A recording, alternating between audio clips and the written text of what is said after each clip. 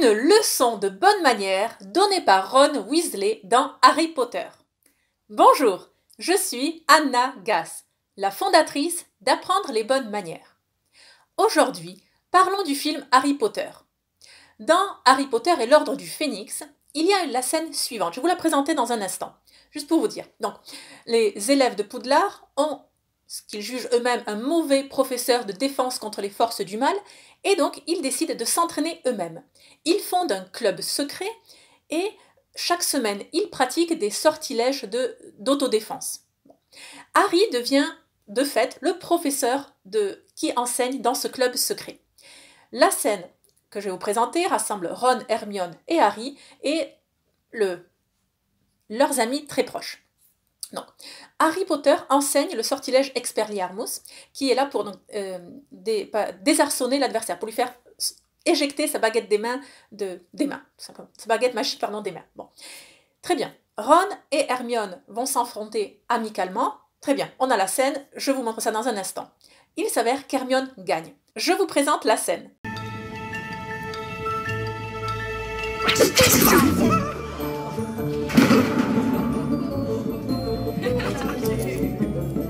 Thank you. Shut up. I let her do that. It's good manners, isn't it? It's completely intentional. Alors, oui, c'est en anglais. Bon. Donc, Ron, juste après avoir perdu, va voir ses deux frères, les jumeaux Weasley, et leur dit je l'ai laissé gagner. C'est ça les bonnes manières, non? C'était intentionnel. Et on voit Hermione qui se met à rire avec ses copines. Bon. Très bien. Les jumeaux Weasley acquiescent. Ils vont pas. Ils sentent que leur frère est déjà suffisamment humilié comme ça parce qu'il s'est fait battre par une fille. Donc en plus, ils vont pas en rajouter une couche. Bon. Ok. Alors maintenant, la question se pose.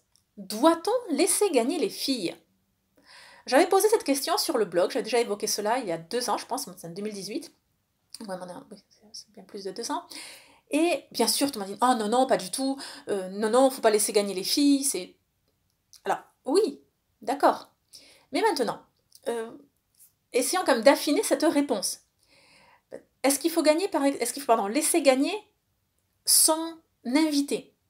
Je m'explique, moi quand j'étais petite, moins de 10 ans, lorsque je recevais pour mon anniversaire ou sans occasion des amis à la maison, et quand je jouais un jeu de société, ma mère me disait toujours, tu laisses gagner, au moins au début.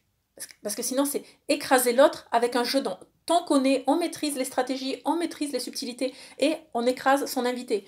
1 fois, 2 fois, 3 fois, après il n'a plus envie de jouer avec nous, il n'a plus envie de revenir. Donc c'est pas ça être hospitalier. Bon, mais maintenant, jusqu'où est la limite? Est-ce que il faut laisser gagner l'autre, mais avec un score maîtrisé? J'ai envie de dire, voilà, on ne laisse pas gagner à plat de couture.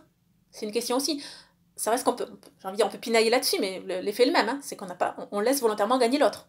Bon. Alors, qu'en est-il pour les enfants? Ça, très clairement, en tant qu'adulte, pour des raisons pédagogiques, on laisse gagner les enfants, tout du moins au début. Justement, pour qu'ils prennent goût au jeu, pour qu'ils développent leur stratégie, pour qu'ils aient envie de jouer et non de regarder la télé. C'est compréhensible. Mais maintenant, nous, en tant qu'adultes, si nous recevons des amis et que nous jouons à un jeu de société, bon, pas maintenant, c'est le Covid, bien entendu, restriction, on ne reçoit personne, mais en temps normal, pas de crise sanitaire mondiale, et on reçoit nos invités, on joue à des jeux de société. Que faut-il faire? Est-ce qu'il faut séparer les couples pour qu'il y ait une personne qui maîtrise le jeu dans chaque équipe? Ou est-ce que c'est le garçon contre les filles? Qu'en est-il? Mais là aussi, on est avantagé en connaissant le jeu par rapport aux autres. Donc il y a des devoirs d'hospitalité qui ne doivent pas être négligés. Bon, maintenant, passons encore un cap bien supérieur. Et c'est là où la vidéo va faire titiller. Parce que nombre de femmes m'avaient répondu à l'époque, avec beaucoup de bienveillance, c'est vraiment beaucoup de bienveillance et très, très amicalement. Non, c'est un partenaire égal, on n'a pas à laisser gagner les filles, pas du tout. Non, c'est un signe de respect que de jouer d'égal à égal avec son adversaire, Oui. Mais maintenant, dans la vie politique française, dans la vie universitaire française, dans la vie professionnelle française, ce qu'on appelle la discrimination positive, partout, et c'est flagrant, on privilégie les femmes.